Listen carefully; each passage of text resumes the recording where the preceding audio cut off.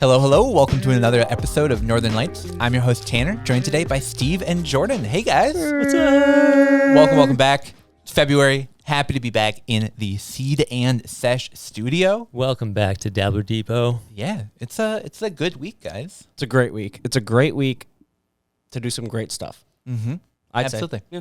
We've got an action-packed episode. So much news we're going to be covering. We've got OCM applications coming out. We got off-reservation dispensaries opening.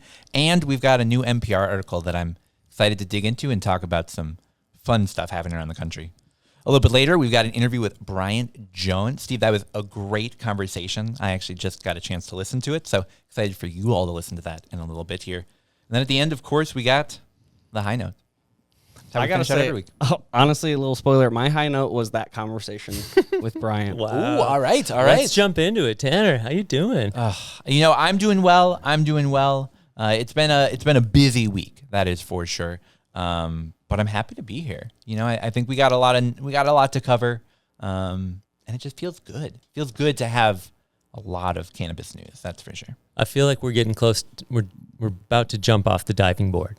Yeah, I think the next couple of months are going to feel like decades, and I'm excited for them. But that's how it already is. Yeah, exactly. What a year it's been. Welcome to February 7th. All right. So, guys, I've been loving starting every episode, not just by jumping straight into the news, which is important. It's sort of why we're here, but also by sort of taking a minute to step back and play a little bit of a cannabis-themed game, if you will. Current events. Yeah. Now, this weekend, viewers are listening to this, just happened, was the Super Bowl. We're going to do something really silly. Do you guys want to guess who you think is going to win? Because we're recording this Friday, so we haven't seen it yet. And you guys are listening to this Tuesday, so you know. So are we going to sound like idiots when I say definitely the game is going to be tied? Did the Chiefs win? Did they? We don't know. Did they? I know that there is an Eagles fan in the building, and who obnoxious. Fly, Eagles, fly. Yeah, there we go. I've heard him fucking say "Go Birds" like 74 times just today. Shut the fuck up. Anyway. Well, I know he's rooting for that. Winter Beer Dabbler, February 22nd. Go and check it out. Oh, I'm looking forward to that one. All right, but getting back to this. Yeah, so the Super Bowl, it happened. I watched it. I'm going to say that.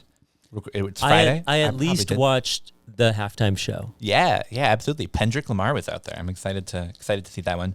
But I figured we had to do like a Super Bowl game, right? Okay. Yeah. Tell us about the game. All right. Now, I was trying to think, like, how do we really channel that Super Bowl energy? Like, do we just... That New Orleans jazz. Yeah, or maybe we just smoke, like, a giant bowl. A jazz cigarette. Just, like, and call it a game and just... No. Instead... High percentage chance of happening. Yeah. All right. Instead, what we're going to do is we're going to play a game called Soup or Bowl. Now, let's play a game. In honor of the Super Bowl...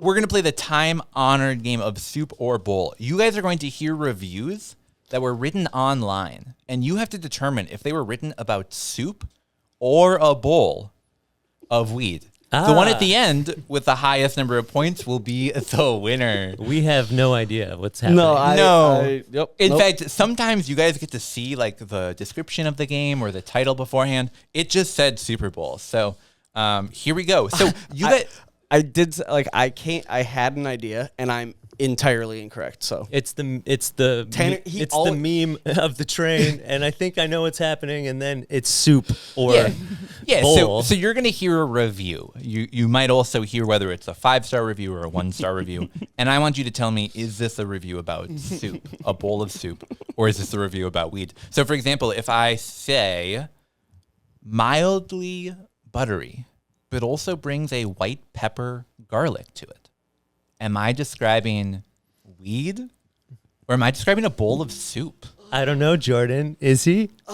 Which one do you think? So we're going to switch off on who has to go first so that way we're making it fair. So Jordan, you'll go first on that one. That sounds unctuous. What do you think about that one? Unctuous, buttery, oily. Mildly butter and a white pepper garlic flavor. Soup. All right, which one? I'll go bowl. Do you think bowl? Yeah, this one is you, Steve. This is a 5 out of 5 review on GMO cookies on Leafly. People love that mildly Unctuous. buttery with a white pepper garlic to it. All right. That was a good one. I wasn't really playing the options. I was playing the Tanner. Yeah, I that's gotta get out of my head about no. that. That's This is a cannabis podcast. yeah. It's what we're here for. All right. So here's the next one. Apparently, this stuff is really great because my daughter asked for this for birthdays and other gift-giving occasions. She loves this, and it's so hard to find for some reason. I'm really glad to have found it here. Recommended highly by her. This is a mom in Washington State. And this is Bull. Do you think that's a bowl of weed? Oh. See, I was thinking the other option, soup. So you're going soup? I'm going soup. All right, so we're back to a tied game because this is the review of Campbell's Cream of Broccoli Soup posted on Amazon. For some reason, I was just like, 5 out of 5. this is a entirely unaware boomer. Just being like, I've been looking for this can at the Whole Foods, at the Byerly's, at the Trader Joe's. I can't find it. It's really hard to find the Campbell's Cream of Broccoli. I can't imagine why no one would want to put that on their shelves. All right, next one. Here we go. Here's the review. Garlic, mushrooms, and onions. Oh my goodness. 5 out of 5 stars. Fuck you, Tanner. God. Yeah, these are so split right up the middle. You guys need to know this took me about a week to find all these reviews because I just had to find as many as I could. All right, so Steve, what do you think? Is that the garlic, mushrooms, onions? Is that about weed or is that about soup? Bull. You think a bowl of weed? Jordan, what do you think? I think bowl. All right. Yeah, you guys are both right. Okay. Yes. All right, we're back. All right, Bowl tied, GMO tied. cookies on Leafly. 2-2. All right. Here's our GMO next cookies. one. It tastes like what I would imagine if you licked at the inside of a belly button. Is that a review about weed? Or is that a review of soup? And if you want a bonus point, and not actually, but just, do you think it's meant positively or negatively? How could that be about soup? I don't know. I also... How could that be about soup? What Can is- you give us if this was a... Oh, yeah, you just... Can you repeat the question? Yeah. It tastes like what I would imagine if you licked the inside of a belly button. Bull. Bowl. Yeah, spot on. That is cheetah piss posted on Leafly. Posted on Leafly. Yes. All right, 3-3. We got a little bit of a burner. We got a here. shootout. We got a burner. All right, here we go. Here's our next one. It is the Super Bowl. You know, the Chiefs may have scored a lot of points. Yeah, maybe. Let us know in the comments. It is unctuous and flavorful in a way that ties things together nicely. Is that a review about soup or a review about weed? We're tied. I'm going to let you go first. Weed. Bull. Well, No, soup. You think soup. soup? You think soup? All right, so Steve has pulled ahead because that is a review of potato and leek soup. Oh. I'm not a fan of that type of soup. I could learn to Unctuous. love it, but no. But at what cost? Think about the carbs. Oh, it's one of my favorite soups at Kamarchik's. All right, here we go. Next one. Shout out to Kamarchik's. This is a 4 out of 5 star review. Oh, and I should say the belly button review was a 1 out of 5 Okay, star. Unfortunately, yeah. And that was Yeah. a strain. Yeah, the cheetah piss is the Cheetah strain. piss, Timovar. And then the potato leek soup, that was 5 out of 5. So people really liked the unctuousness. Yes, that All right. makes sense, right? I mean, I always love You are those people. unctuousness. Yeah. All right, here's our next one. It has a pungent smell and tastes not too strong. Is that a review of weed or is that a review of soup? Bull. You think a bowl of weed? I'm also going bowl of weed.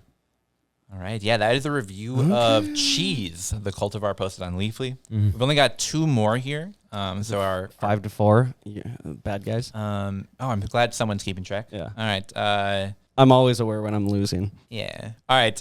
Next one. It tastes of feet. It's sour and has a weird aftertaste.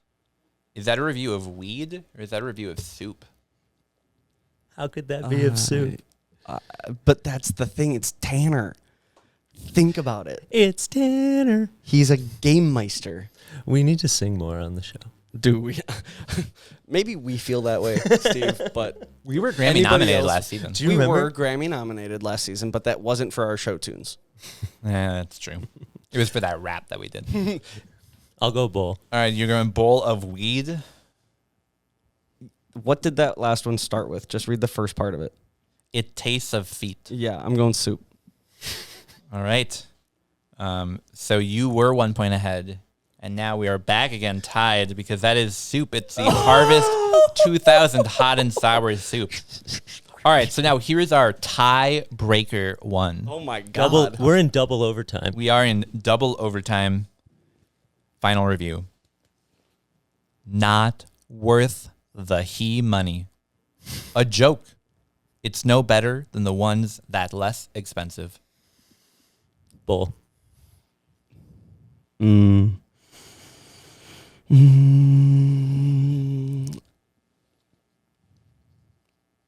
Soup.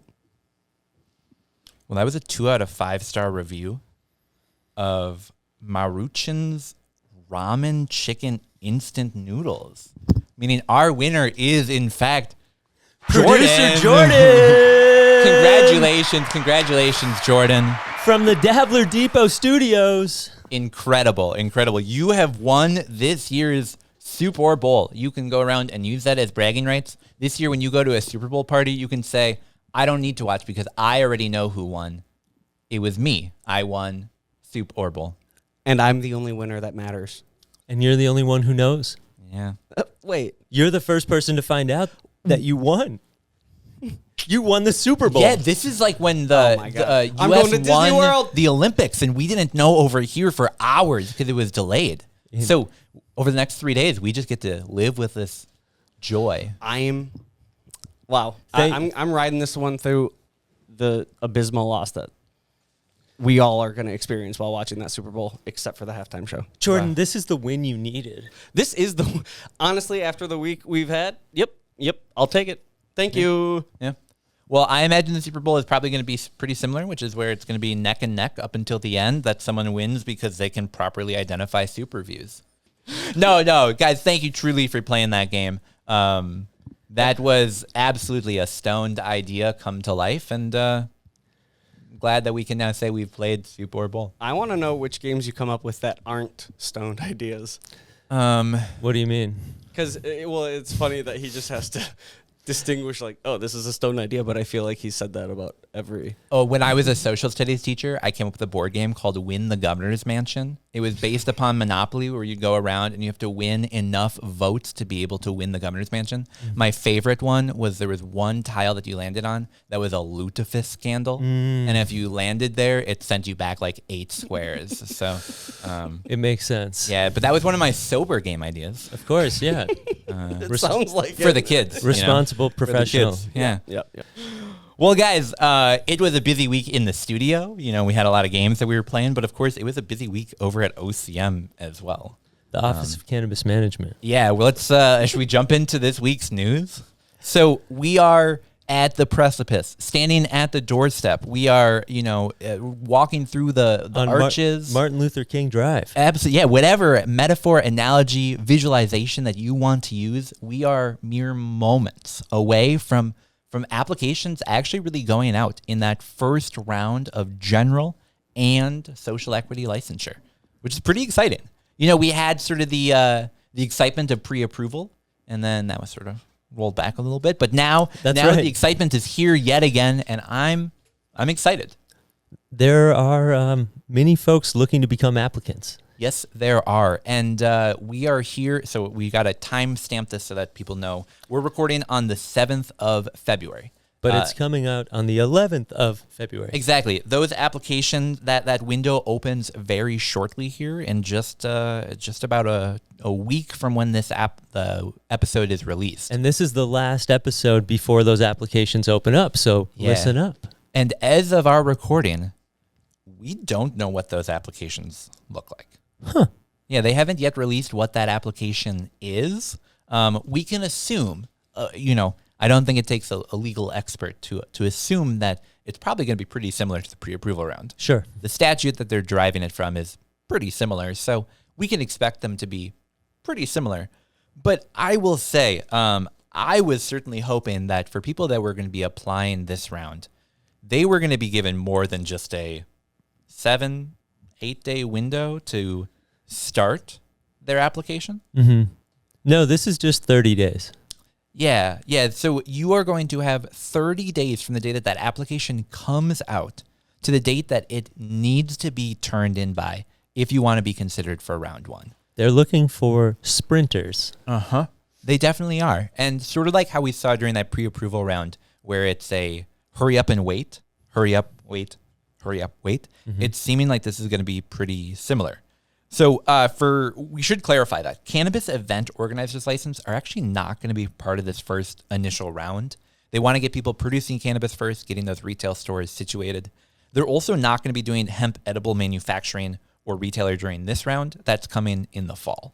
So this is just focusing on the adult use, growing, delivering, selling, processing side of the industry. The essentials. Yeah, the essentials, if you will. And OCM anticipates that the lotteries for the restricted applications will be, as they previously said, sometime in that May to June window, our new favorite month, Yeah.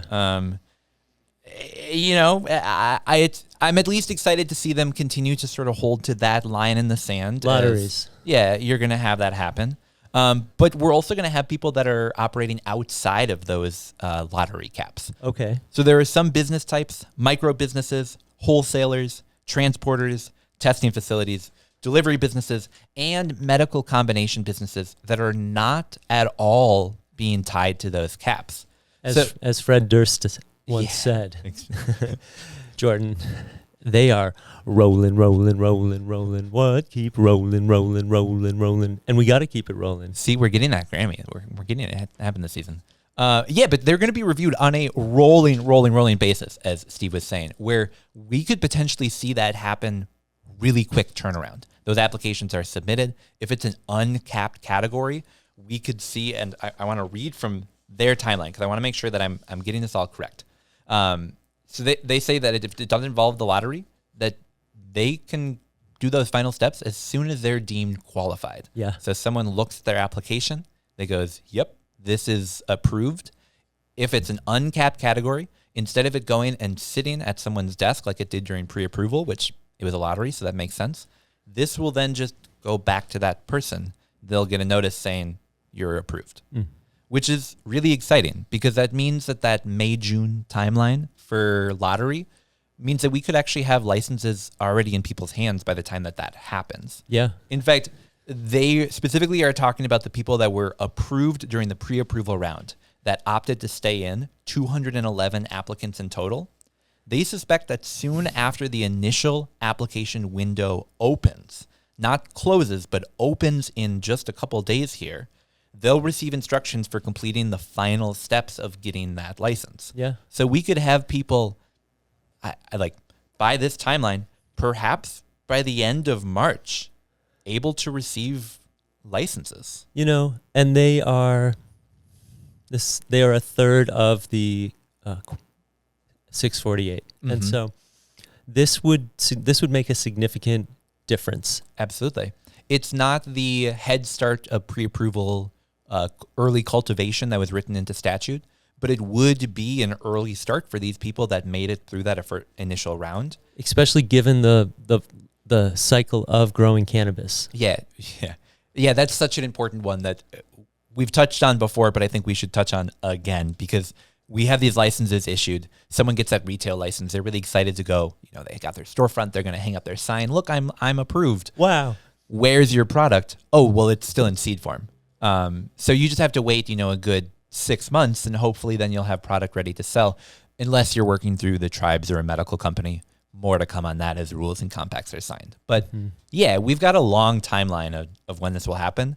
So for people that have that cultivation side of their business, getting getting approved finally in end of March, April is really important because we could have those plants grown, harvested, and ready for commerce by the fall. Let's logically say the 30 days will close. And we're at St. Patrick's Day. Yay, it's Pie Day. Everybody, it's Pie Day. Okay, we fast forward, we're 30, 40 days ahead. And then they can probably start stamping and approving, because you want to get that window through before you would complicate the industry further. Well, absolutely. And also, before these people can really begin their businesses, we need those rules to be in place. So that rule going in place at the end of March is really sort of the timeline that I think all of this is waiting on. But there was, I think we'll see a lot of people really begin getting their business ready in earnest. Maybe not growing plants, but doing everything up until that point, which they haven't been able to do without getting that final approval. So it will be good to have that going through. Have some of those cities that wrote these ordinances now actually have to enact them and follow through on saying, hey, you said you were going to license cannabis businesses. They want to go in down the street. Got to give them their license, and we'll see if they want to say no. The ground has been laid. Exactly. So we should also cover for people that were part of that pre-approval round and did not get approved. So maybe you had something wrong with your application. Maybe they thought you were a zone flood or whatever, be it. We still don't entirely know. What's great about this is we're going to get so much more information for those applicants that they're going to be able to correct, put in their application, and get turned in. They'll have a curing period. Exactly. Just like Bovida. Yes. Gummies, flour, and applications all are cured in the cannabis market. That is for sure. Now, a lot of this information came from a press release that OCM put out early in the week. You guys are listening, so they put it out last week. And there was one thing that they threw in there that I thought was interesting that, of course, we know from statute. But the fact that they put it in their press release, I thought was telling. So they included this phrase: statutory caps are in place through July 1st, 2026. After that date, OCM will examine market performance, and decisions on adjusting the number of licenses will be made at that time. Statutory caps are in place through July 1 of next year. Yeah, so the lotteries that we have going into those limited licenses, manufacturing, cultivation, retail. I like this. Yeah, mezzo. There we go. That is that third one. We're going to see some caps on those that after July 1st of 2026 might just go away. Yeah. Well, you need 12 to 15 months of runway to establish a startup. What I'm excited for is that by that time, we'll be on like our 7th interim director. So they'll be able to determine exactly what the rules are for that. No. I have some breaking news to share from LinkedIn. Aaron Dupree is now a fan of the Minnesota Cannabis College. Oh, all right. There we go. Shout out to number the one OG interim director, or I guess OG director. Fan of the show. Second interim. We've had a lot of directors. Well, we still don't have a director. No. So OCM said additional information and technical resources will be available on their website beginning February 14th. And if you're thinking to yourself, wait, that date sounds really familiar, that is 4 days before the application window opens. So you want to start a cannabis business, you put in all this thought and effort, you're like, all right, I'm going to sit down and fill out this application. That's right. You have 4 days from when you get the form to when you can start turning it in. Wow. So regimented. Type fast. They are holding office hours. They are, and we should definitely make sure to include that. Depending upon what license type you're looking to hold, they have different office hours that you can attend virtually, ask questions about what different licenses are available, and get answers to those questions, which is good. And we should say, we're making jokes about OCM, but man, we're seeing progress towards licensed adult use cannabis businesses in Minnesota. It's slow, but it's exciting to see, that within just a couple of months here, some of the people that we know that have been in the hemp world for years or operating in the trap world for a lot longer, micros, or a little bit of both, will suddenly be licensed legal businesses in Minnesota, which is exciting. Wow. And the Democrats are back in St. Paul, so maybe we can put some bills together. Yeah, maybe our house will do something. Our house? I heard about your house. Yeah. 4 plants. Oh, man. Let's talk about it. Do you have mice in your house? Because I do, and I don't like it. Jordan, have you ever had mice in your house before? Constantly. All right, so what I would recommend is if you're awake at night and it's like 11:30 at night and you have a podcast to record the next day and you see a mouse run across your floor, you should think to yourself, I didn't see that. And you should go to bed and you should move on with your life. you shouldn't sit on a chair with your legs up off the floor with a bucket, waiting for a mouse to come out from behind the shelf, seeing them come out, going for them. When you miss, seeing how they came out and shoving it with wire, waiting for them to come out, doing that again until about 4:30 in the morning. At one point, I was really proud of myself. I did get it out from behind the bookshelf. I used a broom and I brushed it into the hallway. At that point, it then went under my neighbor's door. Sorry, my neighbor. Wow. And then like a second later, came running back out and back under my door. And You lost it. I don't like it. I don't like it. But you know what helps with mice? Dabs. Cannabis. Fats, dabs. It does. You can sleep to the sound of mice crawling across the floor if you just do large enough Jazz. jabs. I did have one mouse in my house, and I found it, and now it's no longer in my house. There you go. I found a mouse, and it was very sickly, and I brought it outside, and unfortunately probably died out there. I found another one, and I released it outside, and I was like, I did it. And then I read online, and I was like, oh, I released it like right outside. It probably just ran right back in. 100%. So I caught another mouse 3 nights ago, the night that we talked, when I was like, I caught a mouse in my house tonight. And I brought that one 4 miles north, dropped it off in a wooded area, and it's probably living its best life right now. I have now switched my mindset, and I now have kill traps, and I feel bad about it. But I was gonna say, like, it's sort of like a 3-strike rule. My thought is four balls and you're walking. Yeah, I will say I think the reason that it keeps coming into my apartment is because I did at one point, before I knew I had mice, have a plastic bag with some THC infused pretzels in it on a place that was easily acceptable to a mouse. Came back and there was a hole in that bag and some half-eaten pretzels. So I think the mice think my place is just really chill. And this is where you come for the munchies and the edibles. And so they just keep coming back looking for the gummies. They're pro-cannabis. They are pro-cannabis mice. Wow. Well, on that note, we're going to take a short break. And when we get back, we've got even more news talking about dispensaries all over the state. We'll be right back.